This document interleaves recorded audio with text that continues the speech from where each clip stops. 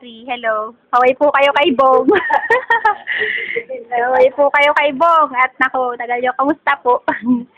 Hindi tagal na po hindi daw kayo nakikita.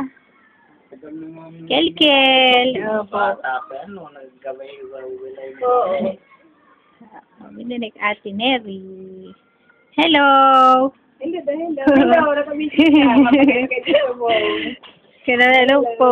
Itingnan ko sina Ate po. Sina Ate Lorna. Sige po.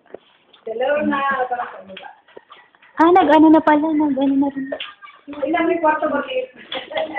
Nakaarap na. Hello po. Kamusta? Kumaway po kayo kay Bong. Ano naman yun? Opo. Si Bong po. Hello po. Hindi niya na po. Sino po?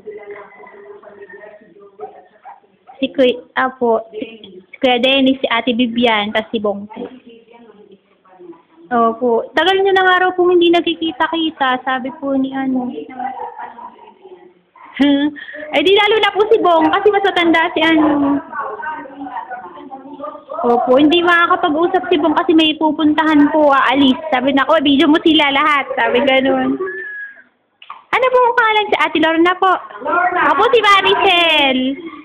Si Ate Marie po. Si Marie, si Lorna. Anak niya Ayan po si Kiel, anak po namin ni Bong. Ayan, pag doon niyo po nakita si Bong, kamukha po niya. Saan tayo pupunta? Saan daw pupunta? Turo mo ka saan pupunta, dali. Tasan kamay ng parang pogi. Tasan kamay. Kagigising lang po kaya wala pa saan, kagigising lang namin Ano po kami si Balong kayan? Ano ba? Ay, kunin niyo po number ni na ate para pag may okasyon tsaka pag may para po pagka matetext po namin kayo. Total, alam niyo na naman po dito kumbaga, madali lang. Para sila po number daw. Opo. Yung number. Opo. Yung landline. Opo. Yan. Ay, naku, sandali lang po makabili ng merienda. Ngayon lang.